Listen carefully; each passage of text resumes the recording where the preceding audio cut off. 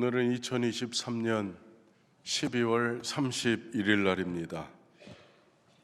올해의 마지막 날이고 공교롭게도 오늘은 주일이 되었습니다. 마지막 날, 마지막 주일을 우리는 주님 앞에 보내고 있습니다. 마지막이 되면 아쉬움이 남습니다. 좀 더 노력할 걸, 좀 더 사랑할 걸, 좀 더 철저할 걸, 이런 아쉬움이 남습니다. 또 마지막이 되면 더욱 절실해집니다. 얼마 남지 않은 시간에 대한 절실함, 내려놔야 할 그런 직무에 대한 아쉬움, 미련, 함께했던 사람들에 대한 절실함, 이런 것들이 마지막이 되면 왠지 모르게 더 커지기만 합니다.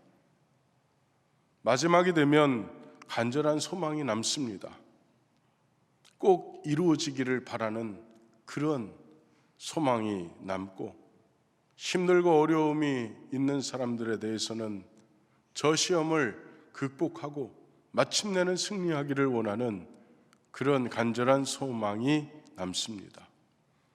반드시 행복하기를 바라고 구원과 영생에 이르기를 바라는 마음이 마지막이 되면 그렇게 솟아오릅니다.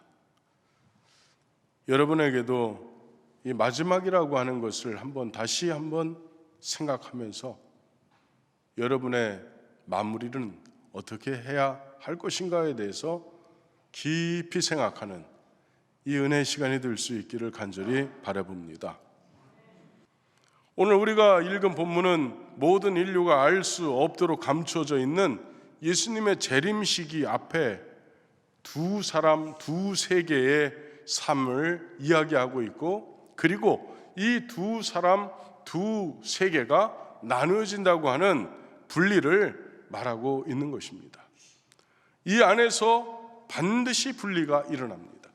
이 안에서 반드시 데려가는 사람이 있고 남아있는 자가 반드시 남게 된다고 하는 주님의 종말론적 예언이 오늘 말씀입니다. 우리가 여기서 볼 수 있는 첫 번째는 그때의 두 사람은 공존과 공생하고 있었다는 것입니다. 공존, 똑같이 존재했다는 거예요. 똑같은 장소에서 똑같은 곳에서 같이 있었다는 것을 말하고 있습니다. 마태복음 24장 40절에 그때의 두 사람이 밭에 있음에라고 했습니다. 밭에 있었다. 두 사람이 밭에 있었습니다.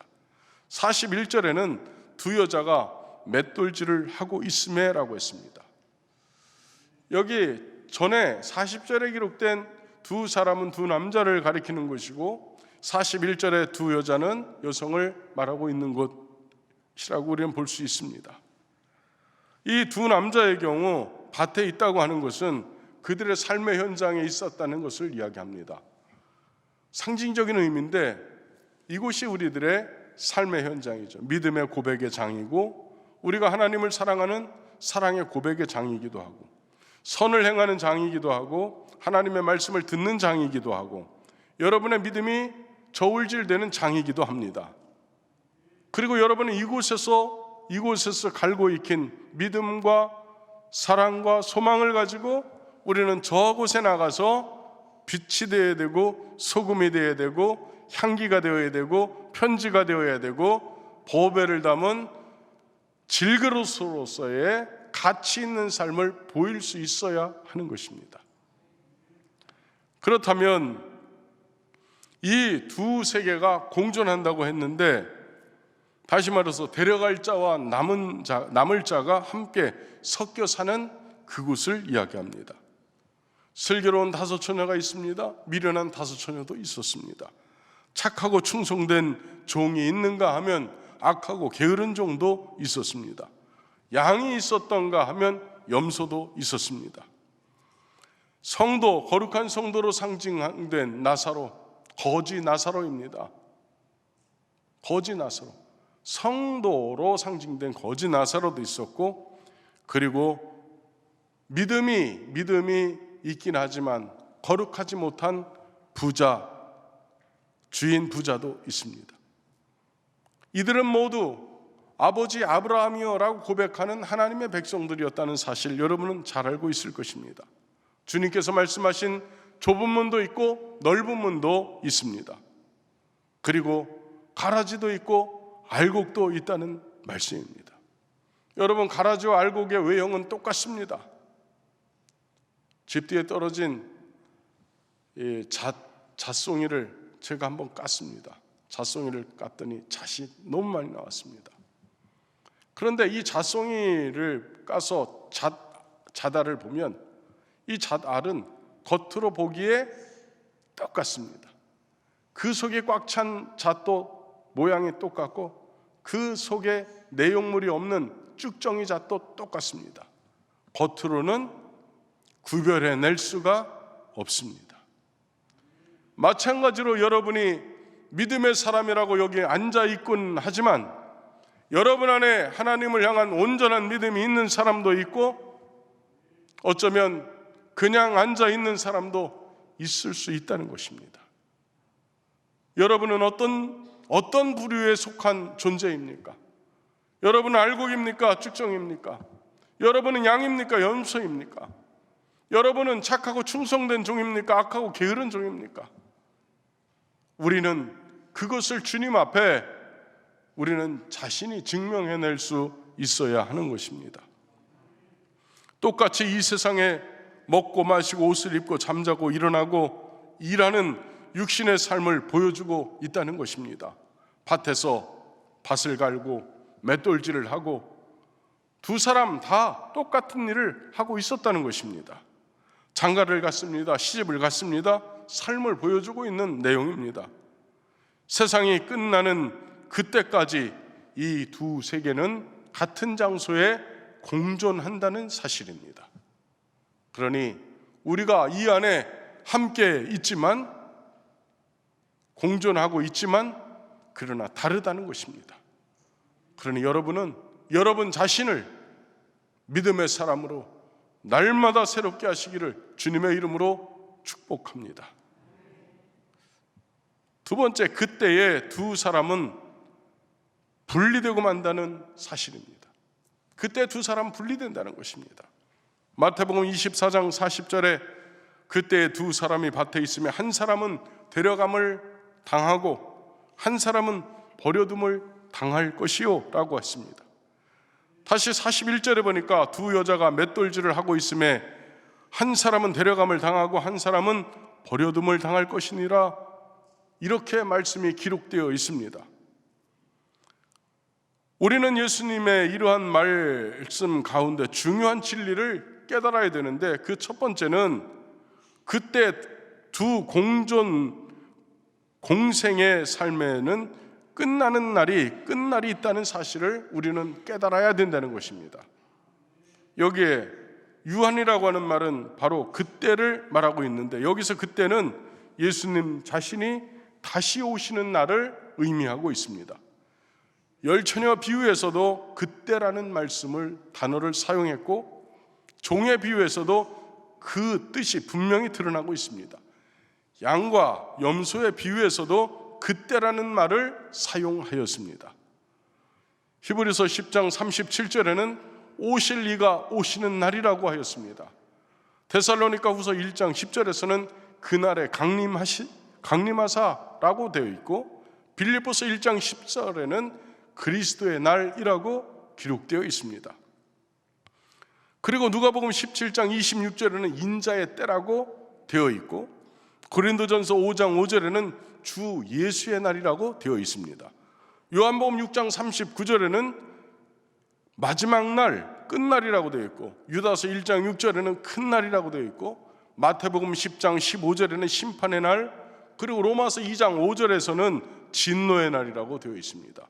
에베소서 4장 30절에서는 구속의 날이라고 하였습니다.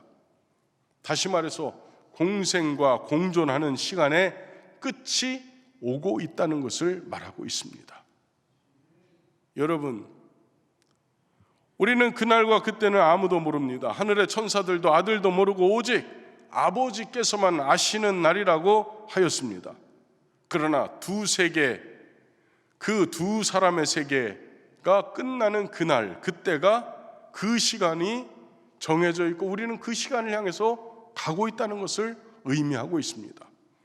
그냥 어느 한 곳에 기록된 것이 아니라 성경에 나와 있는 복음서든 서신서든 예언서든 곳곳에 기록되어 있는 날이 바로 주님께서 오시는 그날을 말씀하고 있는 것입니다.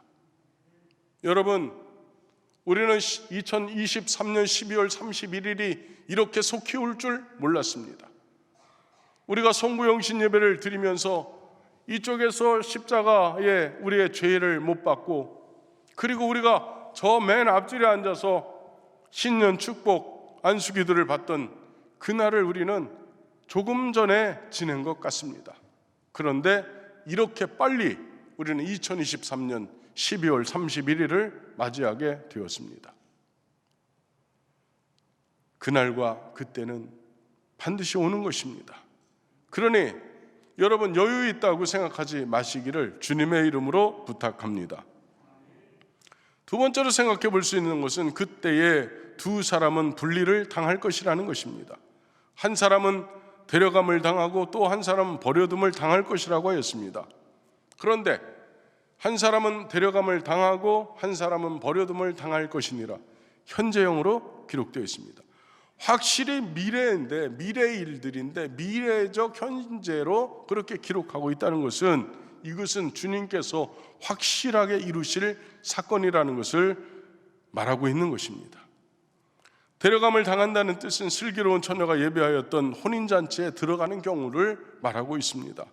충성된 종이 주인의 즐거움에 참여하는 경우를 말하고 있습니다.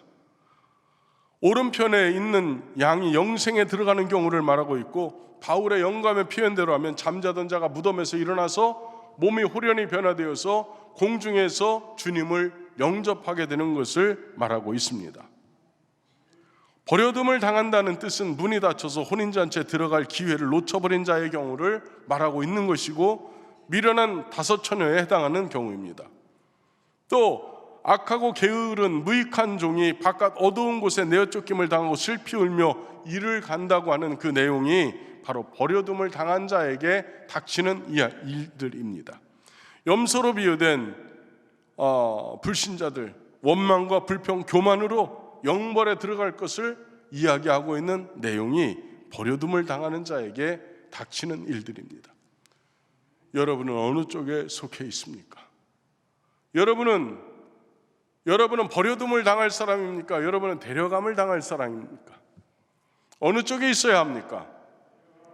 여러분은 주님께서 여러분을 데려갈 사람으로 여러분은 정해져 있으시기를 주님의 이름으로 축복합니다. 우리는 그것을 위해서 우리는 주님의 말씀을 읽는 것입니다. 복음서에서 예수 그리스도께서 어떻게 말씀하셨는지 여러분은 샅샅이 살펴보시기를 주님의 이름으로 부탁합니다. 낱낱이 보시기 바랍니다. 빼놓지 말고 보시기 바랍니다. 주님이 어떻게 말씀하셨는지. 세 번째는 그때의 그 분리의 기준이 예수 신앙과 예수 신앙을 갖지 못한 불신앙이라는 사실을 우리는 보고 있습니다. 분리의 기준이 예수 말씀대로 살았는가, 예수님을 믿었는가, 예수님을 믿지 않았는가, 분리 기준은 그것입니다. 예수님이 가르치신 확실한 진리를 믿는 자는 영생을 얻을 것이고 믿지 않는 자는 영벌이라고 하셨습니다. 아들을 믿는 자에게는 영생이 있고 불신자에게는 멸망이 있을 것이라고 말씀하시는 것입니다. 믿는 자는 사망에서 생명으로 옮겨 생명의 부활로 나온다고도 하였고, 불신자는 사망의 부활, 심판의 부활로 나온다고 분명하게 기록하고 있습니다. 요한복음 5장 24절로 29절까지 말씀이 그 내용이 기록되어 있습니다. 두 사람 중에 한 사람은 버려둠을 당할 것이고, 그리고 저들은 예수를 믿지 않고 예수님의 말씀대로 살지 않았기 때문에 그들은 버림을 당한다는 이유는 그것 한 가지였습니다. 믿는다고 하는 것은 그 내용이 바깥으로 배어 나오는 것을 이야기합니다. 여러분 예수 사랑합니까? 여러분이 진정 예수를 사랑합니까? 여러분이 세상 어떤 것보다도 예수를 중요하게 생각합니까? 여러분은 세상에 그 어떤 것보다도 예수 그분을 중요하게 생각할 수 있어야 합니다. 만약에 그것이 없다면 미안하지만 여러분은 남겨질 사람에 불과합니다. 여러분의 인생의 가치는 어디에 있습니까? 영원한 하나님 나라에 있습니까? 아니면 이 땅에 있습니까? 우리의 가치는 영원한 하나님 나라에 분명하게 있어야 하는 것입니다. 그렇지 않으면 미안하지만 땅에 있다가 지옥으로 떨어질 뿐입니다. 그러니 여러분은 예수를 진정으로 믿는 믿음의 사람이 되시기를 주님의 이름으로 축복합니다. 네 번째로, 그때 두 사람의 삶의 목적이 달랐다는 사실이 드러난 것입니다. 두 사람은 같은 생을 받았습니다. 같은 인생을 살았습니다. 같은 장소, 같은 시간을 받았습니다. 같은 노동의 재능을 받았습니다. 같은 밭을 갈고 같은 맷돌질을 하였습니다. 다시 말해서 재원과 노동수단, 지식 똑같이 받았습니다. 결코 밭에서 일하고 집에서 맷돌질한다고 죄가 되는 것이 아니라는 말씀이 되는 것입니다. 노동은 하나님께서 주신 신성한 축복이라는 것을 말씀하고 있습니다. 장가가고 시집 가는 것이 죄입니까? 그것이 죄가 아니라는 것입니다. 문화생활 하는 것 그 자체가 죄가 아니라는 것을 말씀하고 있습니다. 문제는 생존의 목적과 의, 가치, 내용, 방향이 어느 곳을 향하고 있는가가 문제라고 하는 것입니다. 인생에게 주어진 온갖 생존 수단 그 자체는 반드시 목적이 수반되는데, 장가가고 시집가고 사고 팔고 살아가는 생존의 의미와 목적이 있어야 된다는 것입니다. 여러분이 일하는 목적, 여러분이 결혼하고 장가가는 목적, 여러분이 사는 삶의 목적, 그 목적이 무엇인가를 주님은 주목하고 계신다는 것입니다. 한 남자와 한 여자는 주님을 위해서 밭을 갈고 주님을 위해서 맷돌질을 했다는 것입니다. 반대로 다른 한 남자와 다른 한 여자는 자기를 위해서 밭을 갈고 맷돌질을 했다는 얘기가 되는 것입니다. 노아의 시대에 마찬가지로 노아와 노아의 가족들도 먹고 입고 그리고 거하고 그 시기를 지냈습니다. 그때 세상 사람들도 다 먹고 입고 그리고 일하면서 세상을 지냈습니다. 그런데 노아는 하나님의 뜻을 이루기 위해서, 방주를 짓기 위해서, 구원을 위해서 그 일을 했다면, 세상 사람들은 육체의 쾌락을 위해서, 육체의 즐거움을 위해서 그 일을 했습니다. 육체의 안위를 위해서 그 일을 했습니다. 결과는 노아의 가정은 구원을 받았고 세상 사람들은 다 멸망당하였습니다. 여러분, 예수를 믿고 사는 것 그 자체가 영생하도록 위한 양식을 위해서 사는 것인 줄 믿습니다. 자기를 위하여 시간을 사용하고 밭을 갈고 맷돌을 돌렸는데 또 한편은 주님을 위해서 밭을 갈고 맷돌을 돌렸다는 말씀이 되는 것입니다. 속이 달랐습니다. 내용이 달랐습니다. 목적이 달랐습니다.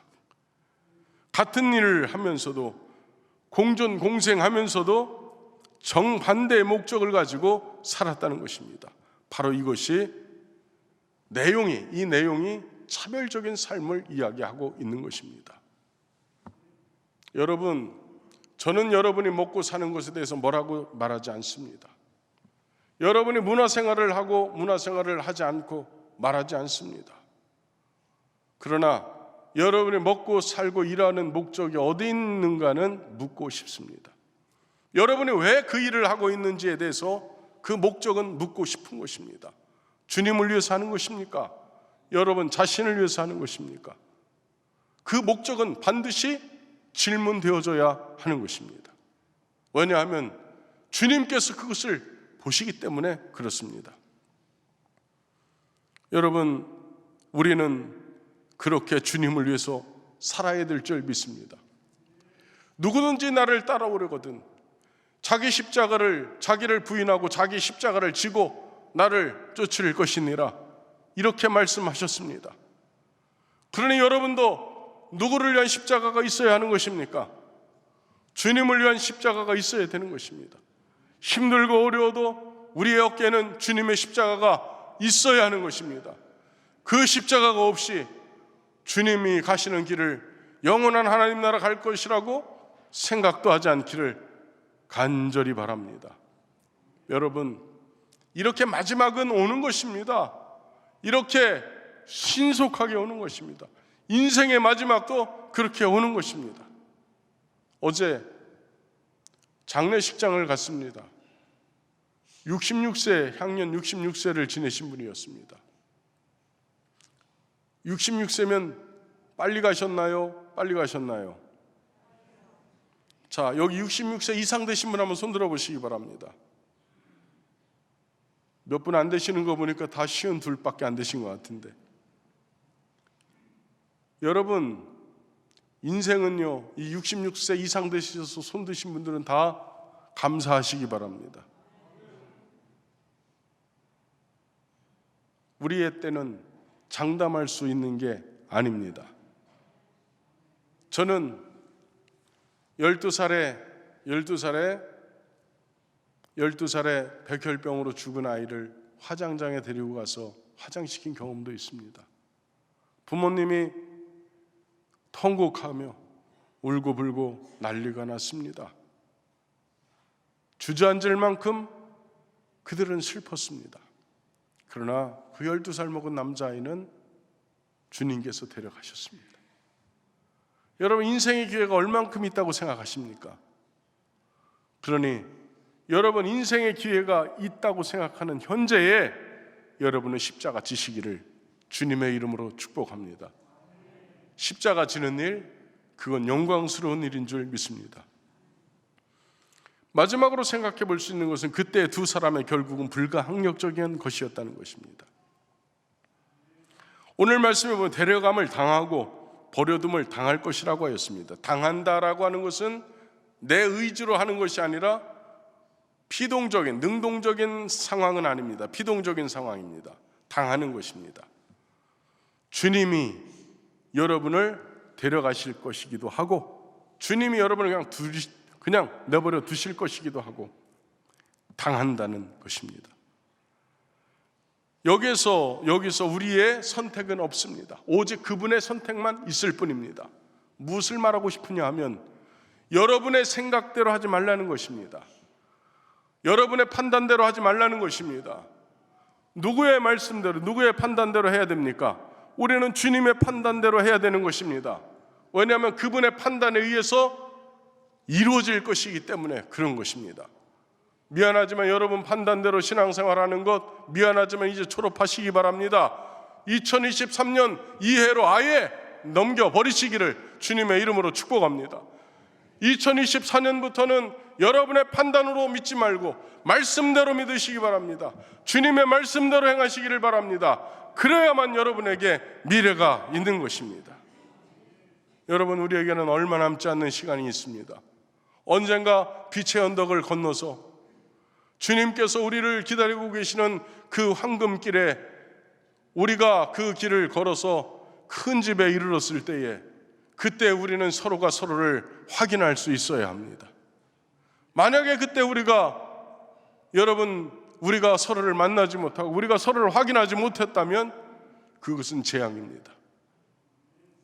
그러니 사랑하는 성도 여러분, 여러분은 오직 말씀으로 사시기를 주님의 이름으로 축복합니다. 이 세상 탐욕으로 살지 말고 오직 하나님 나라를 대망하며 그의 나라와 그의 의를 구하는 복 있는 삶이 여러분의 삶이 될 수 있기를 주님의 이름으로 축복합니다.